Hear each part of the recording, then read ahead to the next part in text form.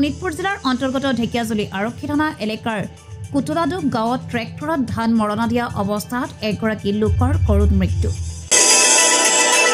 উল্লেখ্য যে কুতুলাডুব গাঁৱৰ বাসিন্দা ৰৈবুল্লা নামৰ 43 বছৰীয়া লোকজনে AS12CC 6823 নম্বৰৰ ট্ৰেক্টৰৰ জৰিয়তে ধান মৰণা দিয়া অৱস্থাত তেখেতৰ কাপোৰ ট্ৰেক্টৰৰ মৰণা মেচিনত লাগি ধৰে। ফলত তাতে মৃত্যু হয় লোকজনৰ। ইতিমধ্যে ঢেকিয়াজুলি আৰক্ষীয়ে লোকজনৰ মৃতদেহ উদ্ধাৰ কৰাৰ লগতে ট্ৰেক্টৰখন জব্দ কৰিছে।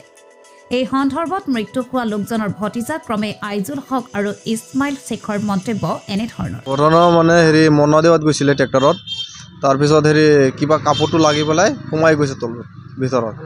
সোমাই যাওঁতে তাৰপিছত ছোৱালীটো আছিলে লগত, ছোৱালীটো ক'লে যে ড্ৰাইভাৰক গৈ পেলাই ক'লে যে দেউতা সোমাই গ'ল তাতে। তাৰপিছত টানি পেলাই কৰি পেলাই ওলালে। গাড়ীত যেতিয়া সোমাই গৈছে তেতিয়া ড্ৰাইভাৰটো বেলেগ জেগাত বহি আছিলে। তাৰপিছত ছোৱালীটো গৈ পেলাই কৈছে, কোৱাৰ পিছত যাই পেলাই বন্ধ কৰিলে। কৰাৰ পিছত টানি কৰিলে ওলাব নোৱাৰিলে। তাৰপিছত পুলিচ সিহঁতে গৈছে, গৈ পেলাই ওলালে। অঁ, নামটো ৰৈবুল্লা।